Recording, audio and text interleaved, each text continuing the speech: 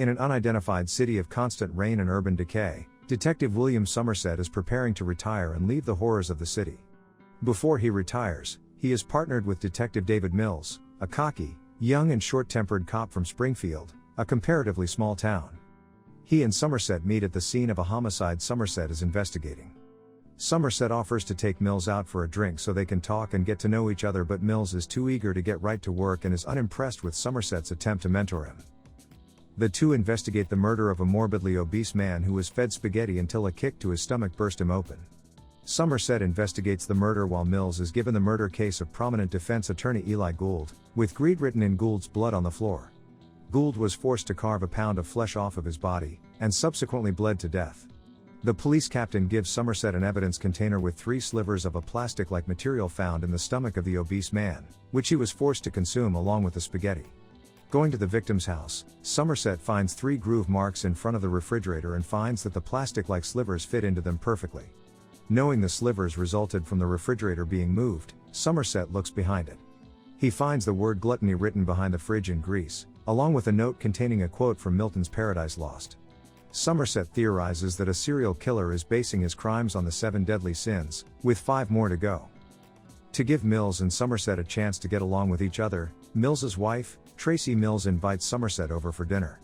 While they are eating, an elevated train passes by on the track nearby, making the building and all its contents and inhabitants tremble. The couple mention that that's why the realtor was so nervous for them to see the apartment quickly, trying to hide the proximity of the train. After Tracy goes to bed, Mills and Sommerset examine case evidence from the 2 scenes. They find a picture of Gould's wife with blood painted around the eyes. Believing that this means she is supposed to spot something about the murder scene that nobody else would, the detectives have a distraught Mrs. Gould look at the pictures in a safe house and she notices an abstract painting that is upside down. Brushing powder on the wall behind the painting, Sommerset finds fingerprints outlining the words "Help me." After running the fingerprints through a FEES, the prints are traced a day later to a pedophile named Victor, who escaped conviction for the rape of a minor due to the efforts of his lawyer, Eli Gould, the greed victim. SWAT and the detectives raid his apartment and find Victor to be the sloth victim, having been bound to his bed for 1 year to the day, as evidenced by pictures at the scene, one taken every day from the day he is discovered. Remarkably, he is still alive but suffering from severe physical and mental deterioration. His hand was cut off and pushed onto the wall behind the painting to leave the prints. Mills and Sommerset ask to interrogate Victor in the hospital, but the doctor says that he's chewed off his tongue and that his brain is mush from the ordeal. That evening, Tracy calls Sommerset and requests that he meet with her. The next morning, Sommerset meets Tracy in a diner where she tells him how miserable she is in the city. At Sommerset's urging, Tracy reveals the truth of her request to meet. She is pregnant, afraid of raising a child where they now live and afraid of telling David. Sommerset advises her to tell her husband only if she decides to have it, and he sets himself as an example. He insisted his partner have an abortion, that he finally convinced her, and now he is remorseful. Later that day, using a contact in the FBI, Sommerset gets a library list of people who have borrowed books related to the 7 deadly sins. The list leads the detectives to a man named John Doe, whose apartment they visit soon after. Doe, his face hidden, sees them as he comes home, pulls out a gun and begins shooting. After a short chase, Doe hits Mills with a tire iron, keeps him subdued at gunpoint, but lets him live and suddenly flees. Mills wants to force their way into Doe's apartment, believing that they have probable cause because Doe shot at them.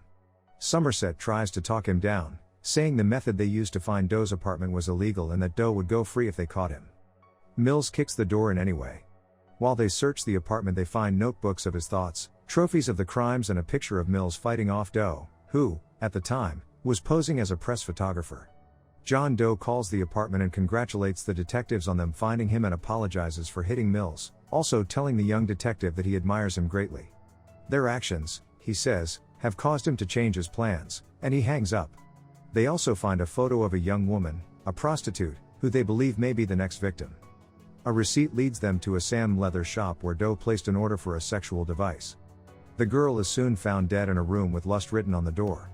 Also found in the room is a visibly shaken man forced by Doe at gunpoint to wear and use the device, a large strap-on dildo with a blade attachment, to rape and kill the girl. The owner of the place, Wild Billy, can give no clue to the physical aspect or the briefcase John Doe used, as every customer used to carry special clothes or equipment into the place. The next morning, a model is found dead with pride written on the crime scene. Her nose has been cut off, upon which Doe gave her the choice of suicide by sleeping pills or calling for help and living scarred. She chose the former, and swallowed the pills.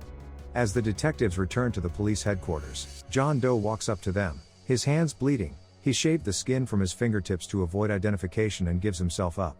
He talks to his lawyer and agrees that if he can take Sommerset and Mills to 2 more bodies, he will confess to all the murders.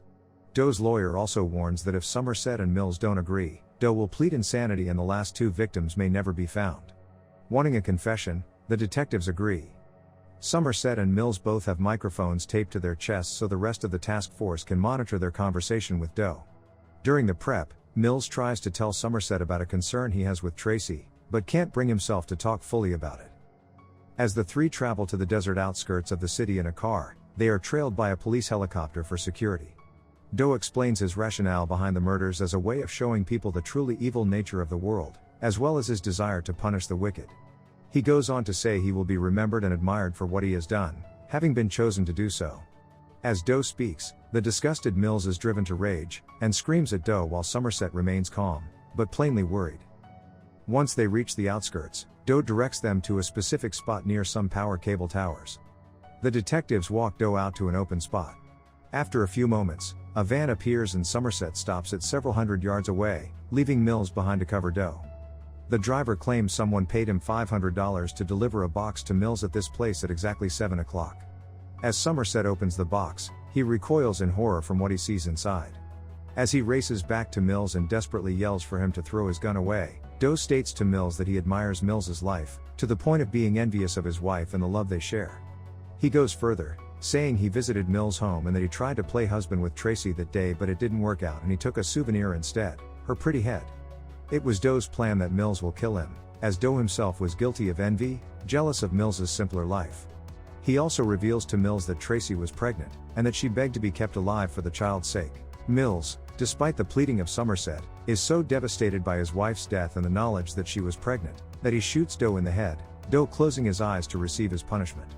Mills shoots Doe's body 5 more times.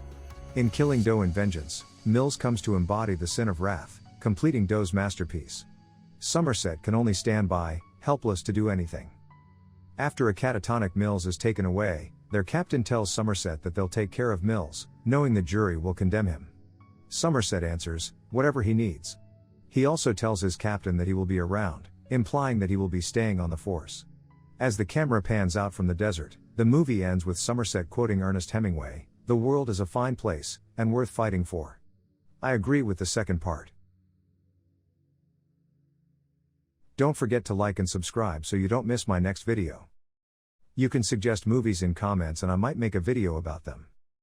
See you soon.